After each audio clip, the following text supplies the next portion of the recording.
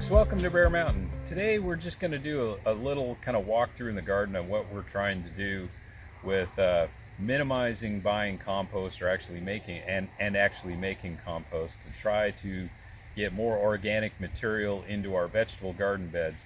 Now, there's lots of videos out on YouTube regarding cover crops and how to use them in fall, how to use them in summer, and that's not that we're trying to reinvent the wheel. What we're just trying to do is kind of show how we're integrating this into our no-till garden beds.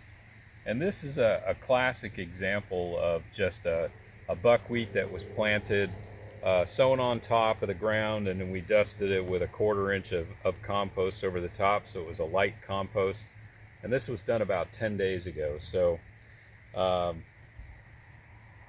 what we're looking at is they've germinated and they've got their first cotyledon leaves out, and in some cases they're starting to move towards putting out their first true leaves.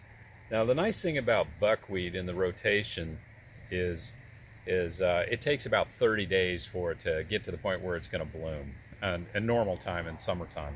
Might be a little slower as temperatures cool down in the fall. But in a general sense, this is actually a very quick way to generate some biomass on top of the soil. And there is a shallow root system associated with buckwheat, but it's not really a super deep root system. But it does take photosynthetic activity from the plants, and there is, it's like keeping a root in the soil at all times is kind of what we're trying to do. Now, last year, we experimented with cutting some just grass on our property using the scythe that was green grass that was basically put on the bed and used as straw. We did a video on that to try to see if that would be better than compost. And it performed okay during the warmer part of the season, but by winter time, it really started to kind of show that it was not as effective as adding actual compost. And so what we're doing now with this time of year is the compost we applied last spring on some of the beds has gotten to the point where they just need an extra more biomass to it. And so we've had a kind of a gap in our rotations between our summer, late spring and into summer crops. We had about a 4 or 5 week gap before we're going to plant this bed out with our kale for overwintering.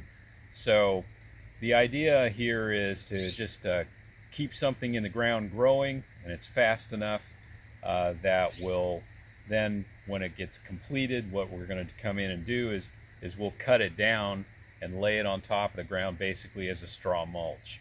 Now, we'll take a walk over here in a second and show you two beds that are kind of in that process, and then what we did to plant out.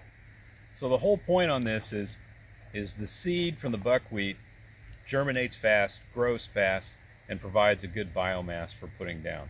Now, depending on where you are and in your context of your climate, maybe buckwheat isn't the right thing. Maybe it's something else that would be a faster grower or would provide biomass for putting down on top of the soil. Now, this is growing in place. In some cases, maybe some people might be using something different like Sudan grass and have it growing in another area. And since the Sudan grass can grow multiple times during a warm summer season, you can get multiple amounts of biomass cuttings off of it and then use those cuttings as a chop and drop, so to speak, on your garden itself. But the whole thing that we were trying to do is get something easy, and then we can, get the biomass in place, plus we'll have biomass of roots in the soil itself. Are we going to do any winter cover cropping?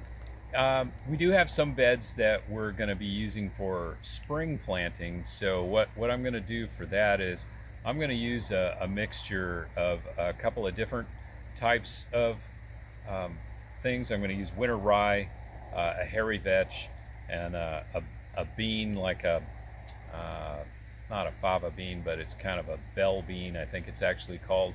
And then maybe also too a clover in there. So a couple of legumes, 3 legumes, and a couple of grasses just to get a nice, good set of diversified root systems. And I might even throw a mustard in there too, because a mustard as a brassica can kind of, maybe that would be better than adding a clover in. And just kind of give a diversity of root systems, because we're going to have about 3 or 4 beds that we're not going to plant out for the winter time, but we will be using them in the spring fairly early. Now, there's different ways of terminating a cover crop, and when we walk over there we'll talk about what we did here for the summertime, but we'll also kind of touch a bit too about how to terminate a cover crops. There's different methodologies of doing it that can get you not having to wait a whole lot of time or having to till anything under. So let's take a walk over and see an example of a bed that is we finished off last week, and the buckwheat had gone to seed, so we terminated it. Okay, this is an example of a bed that we planted. It was roughly right around probably about the 10th of August. Actually, take it back, it was the 13th of August. Now I remember the date. And it grew buckwheat on it. The buckwheat got about approximately, almost 2 feet tall. And then what we did is we came in and we used our scythe, but anybody, you could use a hand sickle or anything like that. Yes, I like you too. And we cut it down and basically have just laid it down. Now, what are you doing? You are just... Yeah, okay. We'll have to cut this part out. Thank you. So we laid the material down on the top of the bed, and what it did is it's formed now almost a nice straw. There's still a little bit of green to it, but the roots of the material, the plants themselves, we just chopped off. So if I pull out some here, you can see that there's some root system that's kind of slowly decaying in. And this bed now is got a little bit of a weeds underneath it, but not much. And so the weeds are pretty suppressed in it. And now what we're going to do is the next step is we're going to plant into this some cabbages and broccoli in this bed. And this will kind of act as an insulator. And the other nice thing about this is if you do this during the summertime, what it can do is this buckwheat will act as a bit of an insulator to the soil itself underneath, and will keep it a little bit cooler. And at the same time, give you some weed suppression. But the straw itself on the buckwheat is going to eventually, yeah, I get you, is eventually going to start to decompose. And what's going to be left though at that point will the broccolis and the cabbages will have grown out and should be shading it pretty good. So let's go over and take a look at a bed that we did plant about a week ago and show you how things are progressing in that one. Okay, this bed here we planted about a week ago, and we have lettuce transplants in here. We have a romaine lettuce, and then we have some baby spinach plants over here that are just starting to begin to grow. Now, this bed here was chopped down at pretty much right around, let's see, it was done right around the end of August. So it's about 2 weeks ahead of this guy over here. And you can see that the buckwheat's already really begin to turn to straw. And when we planted, all we needed to do was to pull the buckwheat aside and then use our dibbler and stick our plants in the ground. And the nice thing about the buckwheat, we basically water with a drip irrigation when we need it, but the buckwheat has kept the moisture level at a really even state, and it's really helped the lettuce because when we planted these things in, we had a nice heat wave of 90 plus degrees for the first week these guys were in the ground, and they did fine. They look great, and at this point we don't have any slug damage of any seriousness, and things are going to grow. This is going to be great lettuce crop, probably ready to start harvesting some leaves off the guys here in about another couple of 3 weeks. So it's going to be nice October fall lettuce and some spinach. So this worked out really well. And again, when this is done, what we'll do if we don't have anything that we're going to put on here as vegetables is we'll either sow a cover crop into this, like we talked about, which would carry it through the winter. And then when we terminate in the spring, what we'll do is we'll use occultation, and we'll take it down a couple of weeks, if it takes that long for it to be done. If it goes longer and the weather's warm enough, we could even solarize the bed using a clear plastic. So there's many different ways besides just chopping it off and leaving it. You can terminate the cover crop using plastic sheeting as a way to basically kill it off. And again, you'd have some residue on the top of the ground, but you could plant right into it.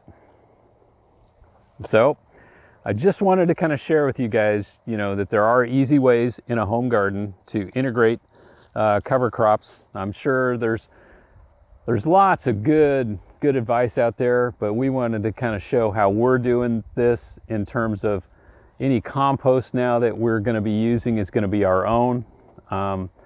We're trying to stay away from purchased compost now in this day and age. Okay, so this is actually part of the strategy of what we're trying to do is move away from buying any purchased compost. But we recognize if you're trying to use the deep composting system, where you're applying a 1/2 inch on everything every year, or even starting new beds with even more, it takes a significant amount of compost to be able to do that. And what we're trying to do is saying, okay, well, wait a minute. Let's just use plant roots and plant biomass that's growing in place as part of the organic matter addition, and then supplement that with either a compost extract or just a very light dusting of compost on the beds themselves, and then integrate the plants that we're trying to get, the vegetables that we're trying to get into the system, and see how that works out for us. Because the reason why we're moving away from purchased compost is the expense of it now is so high. With a high cost of fuel and delivery charges and things, it's now almost, we're so far away from the supplier that it's really not an affordable option for us to do anymore. The quality was very good, but that wasn't the issue. The issue became just a matter of cost. So we're also restarting back up our own composting process, but we're going to make it as little work as possible. We'll talk about that in a future video about how we're going to integrate that into it. We're still using the JDAM practices, in terms of JDAM liquid fertilizer, JDAM microorganism solution. These were all fertilized and used JDAM when I planted them. So we still keep with that process, but the organic material component addition to it is we're supplementing it with integrating cover crops into the process. So we just kind of wanted to show you what we're working on as an experiment, and trying to keep things still on the low cost basis, but I think this buckwheat is going to be a good summer crop type of rotation in. Where do you get your buckwheat? You can buy that really, you could get it lots of times from your local gardening supply store, or you can buy it online. There's places like groworganic.com, and there's a number of different places. You could probably even get it on Amazon. I didn't look for it on Amazon, but it wouldn't surprise me. As long as it's a quality buckwheat seed that has a low weed seed content to it, you got to kind of be careful that there's got to be a pretty clean seed. Otherwise, you don't want to introduce something into it. And it is very important too to get the buckwheat when it goes to bloom and not when it goes to seed. So if you go too far and it's bloomed and you kind of go, oh, it's so pretty and the butterflies and all the things are going, yeah, but if it starts to make seed and then you terminate the cover crop, you've just planted another level of cover crop into your system. So it's always important, just as a safety tip there, that you got to make certain you terminate, you kill the plant off so it does not get to the point of making seed itself. Any other thoughts? Nope. Okay then. Well, folks, as always in this crazy time, stay safe out there, and we'll catch you on the next video. Bye-bye. Bye-bye.